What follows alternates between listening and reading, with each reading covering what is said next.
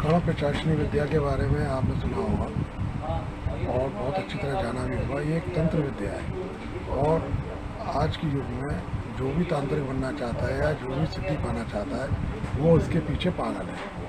कर्ण पिशाचिनी सिद्धि से तात्पर्य ऐसा है कि एक देवी है जो कुरूप रूप में है और वो पिशाचिनी देवी नहीं पिशाचिनी है,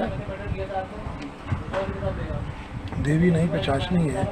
वो उसकी सिद्धि करना चाहता है।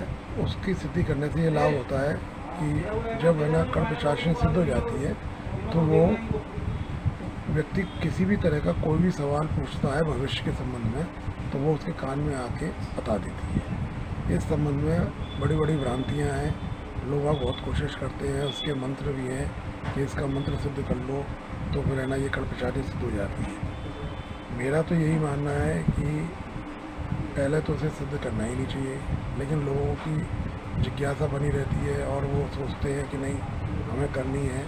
तो मैं उनको लिए एक मंत्र बता रहा हूँ, जो मंत्र है ओम ह्रीं कर्ण पिशाचिनी में कर्ण कतय हूँ फट स्वाहा। फिर से बता रहा हूँ ओम ह्रीं कर्ण पिशाचिनी में कर्ण कतय हूँ फट स्वाहा। ओम ह्रीं कर्ण पिशाचिनी में कर्ण कतय हूँ फट स्वाहा। इस मंत्र का सफ़ेद कपड़े पहनकर रात्रि में दीपक जलाकर आप 1.25 लाख मंत्र का जाप करें तो कर्ण पिशाचिनी सिद्ध हो जाएगी। ये सिद्ध हो जाएगी तो फिर आपको दिक्कत तो है ना, उसके बाद आप भविष्य के समय में कोई भी प्रश्न पूछेंगे तो आपको ज्ञात होगा।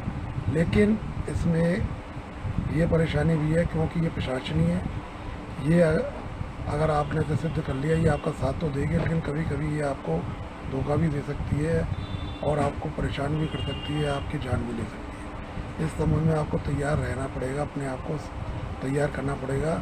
यानी कि यदि आप इस पिशाचिनी को सिद्ध करना चाहते हैं तो उसके साथ साथ आप अपने मन को, शरीर को और हर तरीके से कीलित कर लें, यानी सुरक्षित कर लें, तभी आप इस पिशाचिनी को सिद्ध करें। और इस पिशाचिनी को सिद्ध करने के पश्चात आपको इस बात का भी ध्यान रखना होगा कि कहीं ये आपकी हर समय आपके हर प्रश्न का जवाब देगी और बराबर देती रहेगी। जब भी बुलाएंगे आप आएगी, लेकिन और हर समय आपके ऊपर सवार रहेगी। लेकिन यदि किसी तरह से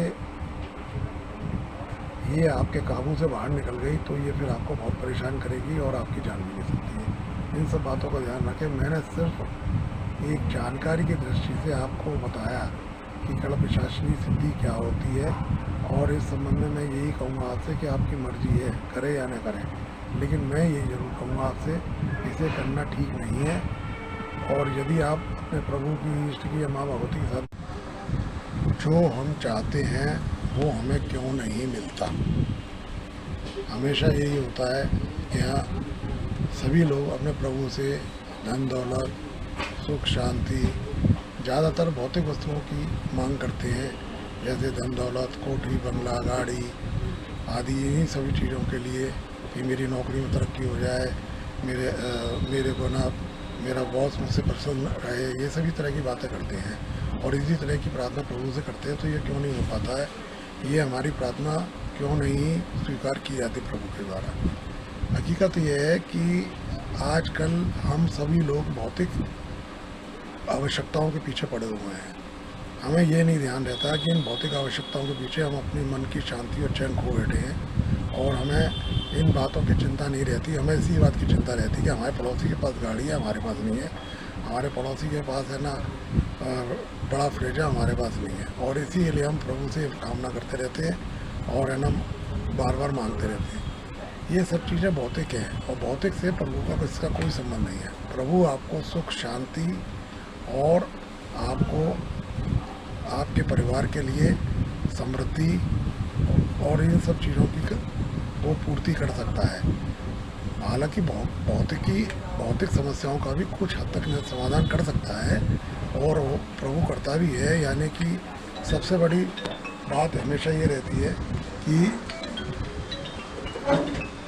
प्रभु हमेशा आपको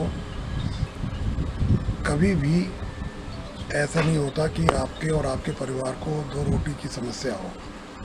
जब प्रभु ने आपको मुँह रूपी चोंच दी है तो वो आपके लिए भोजन भी उपलब्ध कराता है, और ये हमेशा होता है।